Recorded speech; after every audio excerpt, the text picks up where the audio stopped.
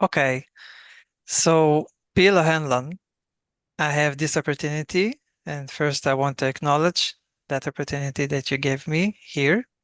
My name is Haiset Bon, and I'm from Israel. And the first thing I want to do is to describe you and maybe to introduce yourself because I don't want to do any mistakes there. That's fine. Well, I I think for the purposes of our conversation, I was a student of Milton Erickson before I became a psychotherapist. I was in graduate school studying to be a psychotherapist, and I came across Dr. Erickson. I was working at the university at an art gallery, and he came in to buy something in the art gallery. So I met him. I had no idea who he was, even though I was a psychotherapy student. He wasn't that well known in the field of psychotherapy at that time. Mhm. Some people knew him very well, but the vast majority of people did not know him. But it happened as a coincidence that there was an article about him in a major magazine that week. And we had the article in the art gallery. And one of my fellow students said, that's a famous psychiatrist. I said, I've never heard of him. So I read the article and I was instantly intrigued. He did things much different from what I was learning in my psychotherapy studies. So I became intrigued and I sought out everything I could to read that he'd written. He wasn't a very good writer. He was kind of abstract and difficult to read. Most of the material that's been written about him has been written in the Ericksonian field, was written by other people or with him where somebody could translate. And the book that was mentioned in this article was a book by Jay Haley called Uncommon Therapy, which was very inspiring and also depressing because he seemed to have a magical ability to help people change.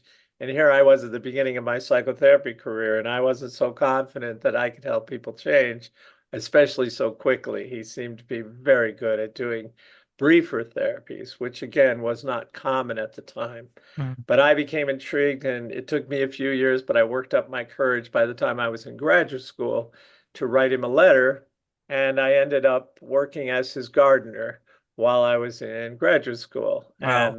And he had a big influence on me, which still continues to this day. That was many, many decades ago. Mhm. So when I came to see him, I was mostly interested in his psychotherapy work, marriage and family work, which was unusual for a psychiatrist at the time. Most psychiatrists only saw individuals, but he was seeing groups of people, couples and families.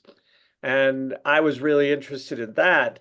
But when I went to study with him, he was doing hypnosis along with whatever else, whatever other psychotherapy. So there was no way to separate those things. And I was a little frightened of hypnosis. I thought it was that you will go deeply into trance, the guys with the deep eyes in the horror movies said. It frightened me a lot. But then I saw him do it, and he did a very gentle, maybe it shouldn't even be called hypnosis. It was a kind of an inner work, which was permissive, and it used evocation more than direction. I thought of hypnosis as you're going to reprogram someone with new beliefs. You will now be a non-smoker and enjoy being a non-smoker, that kind of reprogramming. And he didn't do anything like that. He was much more gentle, much more evoking. And he would say things like, you have the answers within. Somewhere deep inside, you know exactly what you need to do to make the changes that can help you feel better and change in the way that you would like to change. So it was very permissive and very gentle. And it didn't frighten me so much. I was very scared of that other kind of hypnosis. So I became interested in hypnosis. And many years later, I met Jay Haley, the man who had written this book, Uncommon Therapy. Mhm. And he put out a three-volume set of interviews that he and John Weekland, one of his colleagues, had done with Milton Erickson. And they were on individual therapy, couples therapy, and child and family therapy. And I said, well, when are you going to do the ones on hypnosis? He said, well, there was actually a lot of material about hypnosis in those interviews, but we cut it all out just to make the subject clear. And I was very surprised because, again, what I was saying is when I studied with him, he did both. He did very direct psychotherapy Mhm. and this indirect psychotherapy that was much more working with the unconscious, the non-conscious parts of people. And he seemed comfortable combining the two. And I was not at the time so comfortable, but I learned to be comfortable as time went on. And again, he had a big influence on my whole career. I was a psychotherapist for 40 some years, and I've recently retired from doing clinical work and teaching. I used to teach quite a bit. I've written a bunch of books, Mhm. 42 books by the Wow. time we speak. I, Wow. I was not a good writer at first, and I was reluctant to write, but I started teaching about his work because I was so passionate about it. Mhm. And people, after many years of teaching, maybe 8 years, I had hundreds of people come up and say, "Where's your book?" And I go, "I don't know how to write a book. I have no idea." And that first book, as you know now, is so hard. It just was so hard for me to sit down and write, to organize my thoughts, and to learn how to get it published. And all that was very new to me and very hard. But Mhm. once I did one, the next one became a little easier and I had more ideas. And I really was passionate of letting people know about this amazing body of work that he had. And I took pieces of his work and made them into books and teaching. I did taught workshops, and I created my own kind of therapy called solution-oriented therapy, which was not focused on what was wrong with people and their diagnoses, but focused on their strengths and resources and abilities, which again goes back to that inner wisdom that Erickson had a trust about with people. So I've gone on to teach 3,800 workshops or given 3,800 talks all over Wow. the world, not in Israel yet. Um, but I actually wanted to ask you, I had a colleague early on in my writing career, Haim Omer, who was an Israeli psychologist, and he wrote about brief therapy and strategic therapy and hypnosis. Now I think he writes about trauma, or he may be retired, but you should look up his work because he writes actually in Hebrew as well as English. Definitely, and thank you for that. A lot of people, and maybe also students of Ericsson, in the beginning, I think, try to grab the patterns, as we say. But here in this interview, I want to share, if you can share with us, a glimpse of the personality of him. He was a strange person. I mean, you can put him up on a pedestal, but it was uncomfortable to be around him. He was not easy to be around. He was very cryptic. He was confusing, and he used confusion for a very specific reason, to kind of get you off balance so you'd be open to new learnings, to new possibilities. And so it was uncomfortable to be around him. He had a very good sense of humor, so he always seemed to have a little bit of a smile on his face, and he liked to joke a little, but he was when you were in the room with him, he was always in charge. He Mhm. always had a direction and he would maneuver you in that direction.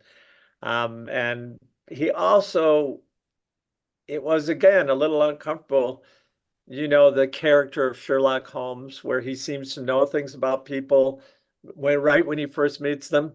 Dr. Erickson was like that. He was so observant that he seemed to know things about me and about other people without them saying anything about it. He was such a close observer. I remember stories about him when I was reading his work that he used to work in psychiatric hospitals, and sometimes he would see a woman who was working there and he'd say, "Oh, you're pregnant." She would say, "How do you know that? I haven't told anyone." And he said, "Oh, there's this little red spot on your forehead that I've often noticed with pregnant people." And so pregnant women, it's like, wow, okay.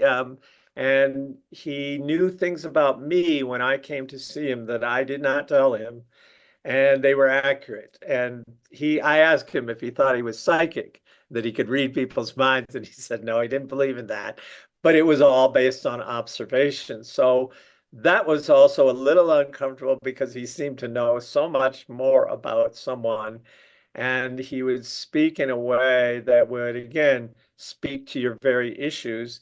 Even if you weren't his psychotherapy client, I was his student. Mhm. And he knew things about me and said things to me that changed me in good ways and positive ways.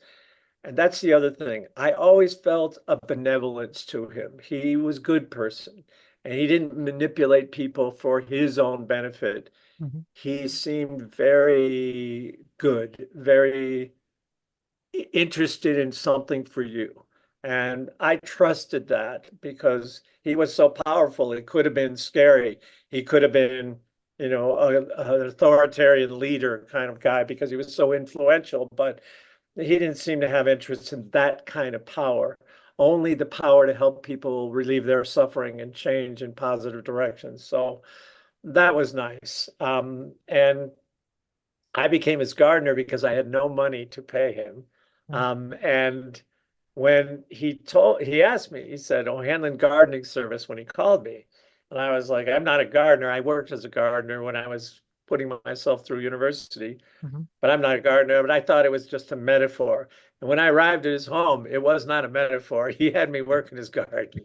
So that was a little surprising. And after a while, his wife, to my eternal gratitude, came out with a schedule and said, "Milton, the boy wants to sit in on sessions and he wants to learn the psychotherapy.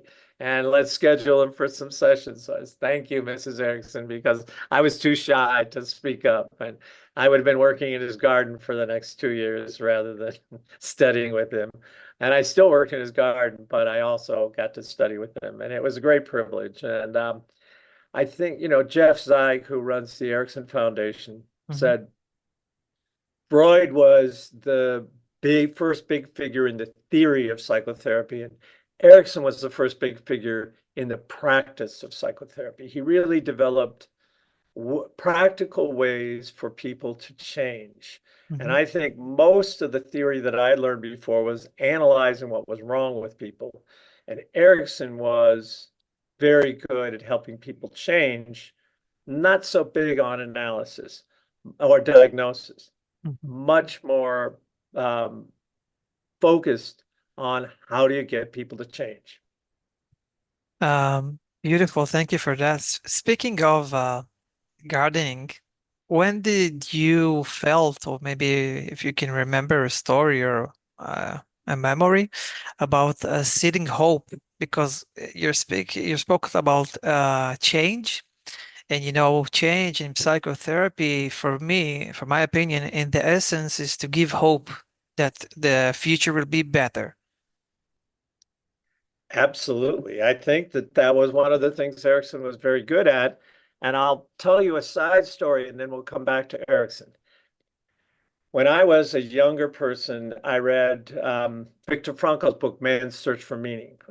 It's called something different in Europe, I think, and maybe in Israel, but it became renamed Man's Search for Meaning in the United States. And I read it when I was a younger person.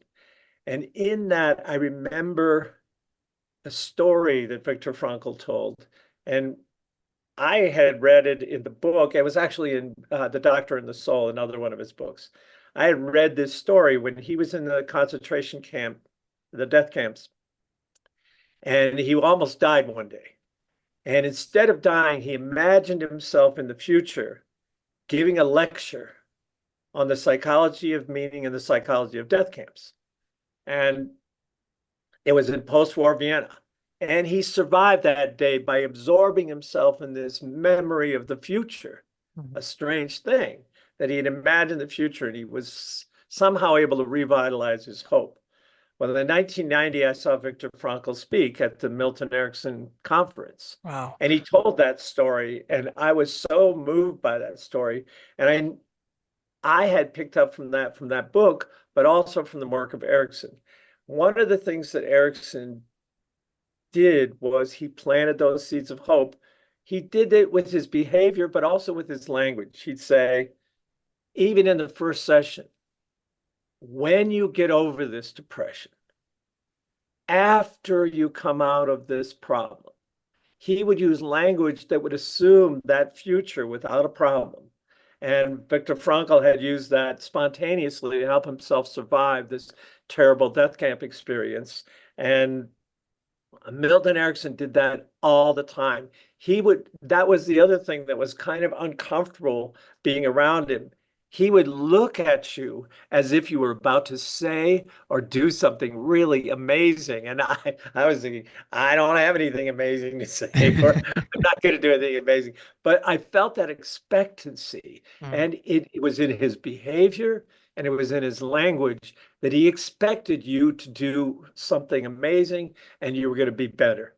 And that carries a lot of weight because a lot of psychotherapists are so focused on the problem. mm, Oh, this person has a, deep history of trauma, or the depression is genetic and it's biochemical, and it's going to be really hard to get them out of it, if not impossible. And Erickson, I don't think he ever met a problem he didn't think was solvable or that he could solve. I remember actually one time, this is a crazy story, but someone said, Dr. Erickson, with all your skills, do you think you could solve the problems in the Middle East? And he said, he looked down for a while and he said, bring them to my office. And what I took from that is maybe he could and maybe he couldn't, but he didn't know until they came to his office. And if they came to his office, he had a chance to make a difference. And maybe things could turn out better. And so I like that answer because it wasn't just like, yes, of course, I could solve the whole thing, the Donald Trump thing. I could solve it in a day. mm. It's not that kind of crazy psychotic optimism, but it was a belief that if people would engage and they would come to your office for help, you could help them. And he really believed in that. And I actually did an article once. I wrote an article on Erickson's failures. Mhm. It was a very short article because he didn't talk about failure too much. But there were a few times in which his things failed. In fact, my favorite article that he wrote was Successful Hypnotherapy That Failed. That was the title of it. So a wonderful Ericksonian title that way. And it was a guy he actually helped. The guy couldn't wear his false teeth because he would gag. And Erickson did him some the therapeutic and hypnotic work. And the guy was able to wear his false teeth. And about 2 weeks after this therapy ended successfully, the guy took out the false teeth and never wore them again and just said, I don't want to. And so it failed, but it succeeded in a Yes. strange way.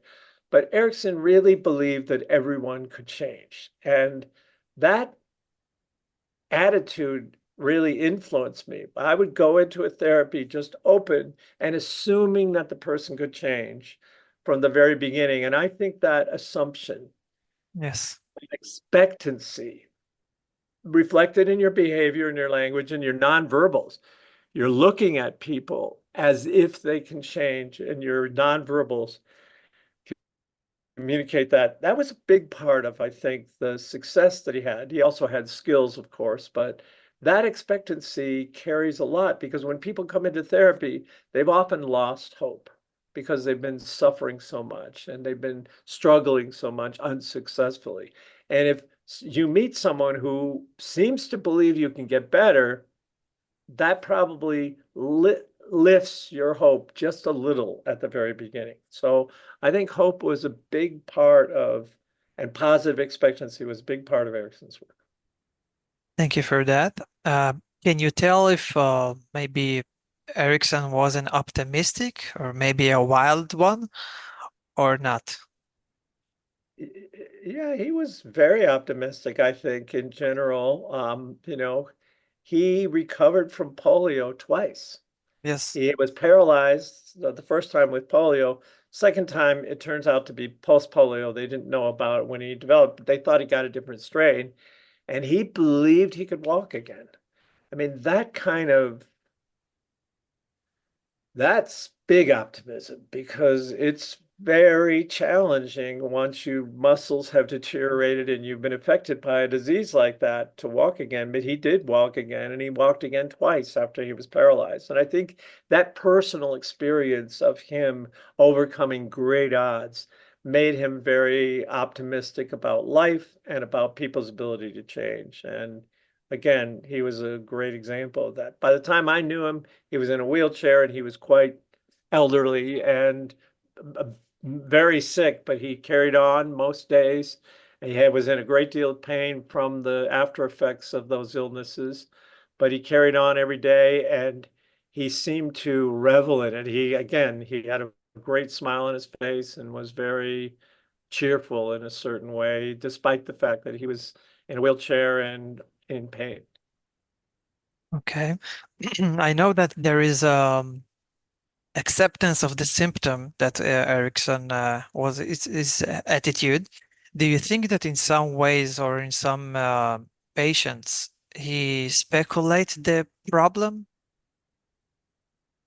I'm not sure I understand the question. Speculate, what do you mean? Speculate and not believe, but he also accept it because He you know definitely it seems or maybe sound like an attitude, like an inner belief that nothing can could do a hole in that solution. I think he thought that problems were number one, a part of life. He told me that one point. He said problems are always part of life, but also the problems pointed the way to the solution, so you must accept them. I think that, many years later after I studied with Dr. Erickson, I learned narrative therapy, which is this approach that externalizes problems. Depression comes to visit you. Depression is talking to you. I think Dr. Erickson had an not external, but an internal. Mhm, He, like Carl Jung, wanted to embrace the shadow, the problem, and use the energy of the problem to solve the problem. And that was one of his geniuses. I still don't know exactly how to do that in every case, but I learned that attitude from him. It's like, great, bring the problem because the problem has energy there and it has a pattern that's going to help me help you change. So he really embraced the problem and yes. didn't put a diagnostic label on. He wasn't big on diagnosis, but he was big on discovering where the person was stuck and how they were trying to get rid of it. And instead of trying to get rid of it, he thought, let's use it to help you change. So that was a great skill. And again, went against the grain of most psychotherapy that I had studied at the time. Mhm, And Carl Rogers was a little similar. Psychoanalysis, in a certain way, doesn't try and get rid of the problem. They create an atmosphere where it's allowed.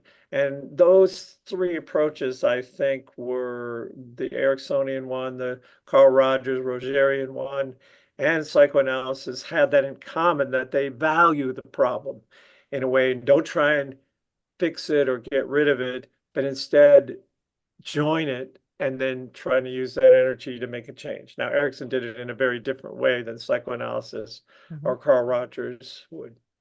It reminds me the symptom prescription or a psychological intervention, a paradoxical intervention. Do you think that it's a good attitude or techniques or a way of viewing things with the resistance patients? Yes, again, I don't think Erickson did too much of that, although it was attributed to him a lot. Again, Chaim Omer, one of your country mates has written about that in his early work about paradoxical interventions. So did I. And I think Viktor Frankl wrote about paradoxical intention, which was one of the techniques.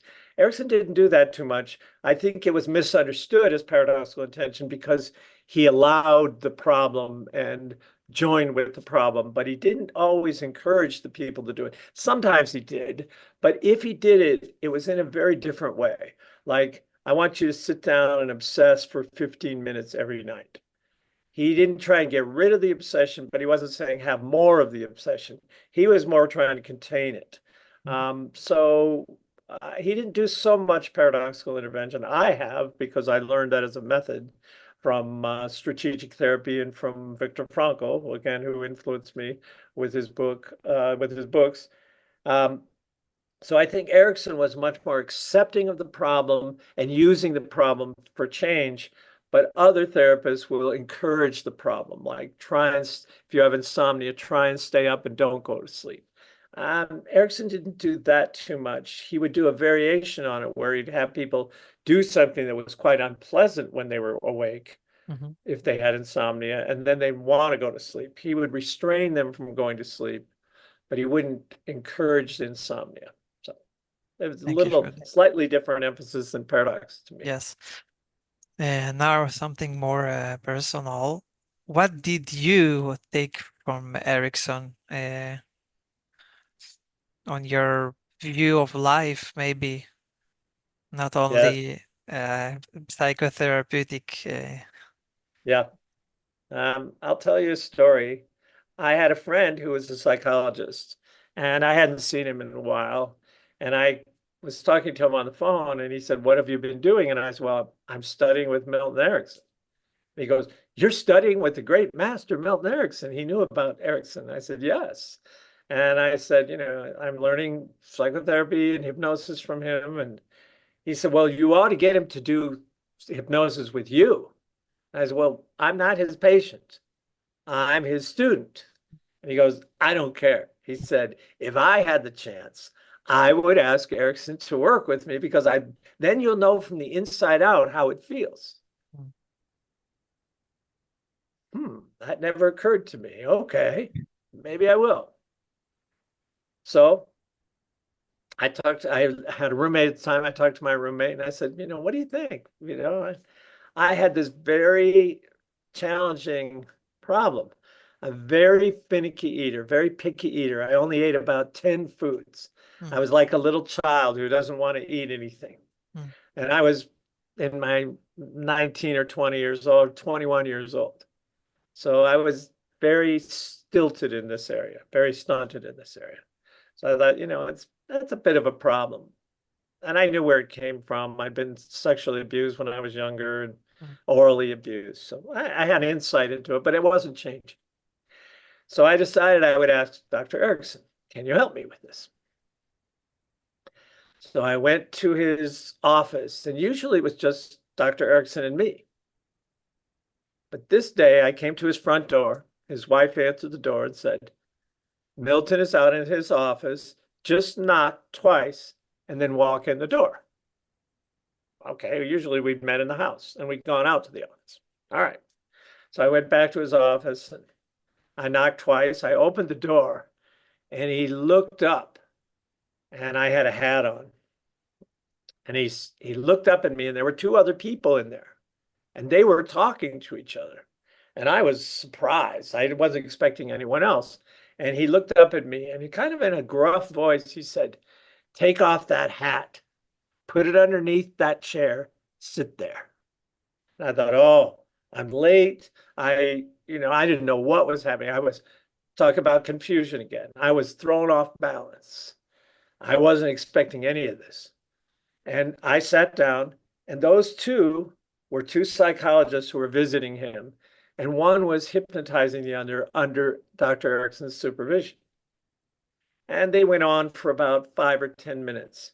And finally, Erickson stopped them and he said, "All right, I'll show you how hypnosis should be done." They stopped talking. He told a story about when he was younger and he lived in a place with a lot of snow, Wisconsin. And he loved the first day they had a really big snowstorm. He would walk to school and he would walk to school in a zigzag pattern. He would get up before all the other children and walk to school in a strange zigzag pattern. He'd go to school and he took delight when he'd come out of school to see that all the other children had walked in his footsteps because he'd cleared a path. So I thought, oh, that's interesting. He's talking about patterns and how people fall into patterns and follow patterns. And he said, then I would take great delight in taking the straight path home because it was quicker. All right, patterns, changing patterns. I thought, I didn't get a chance to tell him I want to work on this problem, but that seems relevant to my problem. But I thought, it's just a coincidence. And then the next story he told was that he used to go on the road and teach psychiatrists and psychotherapists about his approaches. And one time he went to Georgia, which is in the southern part of the United States. And the psychiatrist who was running the meeting that he was going to speak at picked him up at the airport. And on the way home, he said, my wife is so excited to have you come because you're the famous Milton Erickson. And she said she will cook you any food that you want. She's an amazing cook. She's a great chef. And so just think of what you want. And so they get to the house, and the wife says, my husband told you I'm a good cook. I will cook you anything. What do you want? And he said, I don't know what else for the main meal, but being down south, there's a dish here that I never get to eat where I live, and it's milk gravy. And at that point, the wife starts laughing, and the husband gets really red and goes quiet. So Dr. Erickson says, I'd like an explanation of this. Oh, no, sorry. The husband starts laughing, and the wife turns red, gets embarrassed, and gets quiet. So Erickson says, what's the explanation? The psychiatrist says, I come from a really poor background where we ate milk gravy when I was growing up, and I love it. My wife comes from a very wealthy family, and that's considered poor people's food, and we don't eat it. She's never made it for me, even though I love it and I've asked her for it many, many times. But now you're our honored guest, and she has to make me this food. And she has to eat this food that she considers unacceptable. So I thought, oh, that's an interesting story. Now it's about changing patterns with food. And then he said, another time I went to Hawaii, and another psychiatrist took me out with his wife to their favorite club. And every time they went to the club, every night, they ordered the same food, always the same dish. So they told me I needed to order that dish because it was the best dish on the menu. And I said, no, I don't think so. I'd rather have a dozen raw oysters. And they were appalled. They'd never eaten raw oysters. They thought they were disgusting. But I ordered a dozen raw oysters, and they watched me eat them with relish. I ate these oysters, and they were fascinated and appalled. And I ordered another dozen. And then they each decided to send back their meal and try oysters for the first time in their life. I'm sitting thinking, did my roommate call him and tell him I wanted to work on changing my food habits? Because he's telling all these stories about food. He went on to tell 5 more stories about changing food habits. And I was like, this is very strange. And at the end of that, he looked at me and said, now what can I do for you? And I said, I think you've already done it. I came here intending to ask you about this pattern that I had, a very small, choices in food. And you told all these stories. And he said, all right. And then he went on to talk for another while. And later I asked him about it. And he said, I think I picked up on some cues from you that told me that was your problem. Like, how could that possibly be? Within 6 months, I was eating very new foods. All my friends were surprised. They were like, what happened? I go, I don't know. I talked to Dr. Erickson. Things changed. I didn't even know how they changed. I just started eating new foods. So that was one way that he affected me in personal way, but also in that way of really paying close attention to people, really listening to people, really watching people. And then that optimism, I think, it became, when I was younger, I was kind of anxious and depressed. And when I met Erickson, Dr. Erickson, it changed into a much more positive view of life, much more hopeful view of life, and a much more hopeful view of people. So that changed for me. And then I became much more confident. I was very shy and very anxious, as I said. And I was so passionate about his work that I wanted to share with everyone. I would tell my friends stories when they'd say, "Stop telling us these Erickson stories. They're interesting, but we're not, that's all you can do is talk about Dr. Erickson." I go, "Yeah, I'm fascinated with it." And so I really learned to um, appreciate storytelling in another way. So that was another thing. I became a storyteller, and I wasn't a storyteller before that. And when I taught and when I've been talking to you, I'm telling stories on occasion. Stories are pretty persuasive, and they're in every culture, and they change people in non-direct ways. That stories aren't telling people what to do. They're telling a story where there's a moral to the story, there's a point to the story, but sometimes people take a meaning from the story that you don't intend. So I became a lifelong storyteller, and I love stories. I mean, I love to read stories and watch stories on movies and television and hear people tell stories. But that was a big change that happened for me. And I became much more confident, and that led to me speaking and writing books and finding my way in the world and finding my meaning, which was to go out and help people to relieve suffering in the world. That became a great mission of mine because if I could influence therapists, then they were working with people and we could reduce some suffering in the world. And that was important to me. Speaking of observation and therapy, I we all can see here that you're using music, Yes, in order to do therapy, and I'm also a musician, um, and it's a non-verbal way for me to do therapy.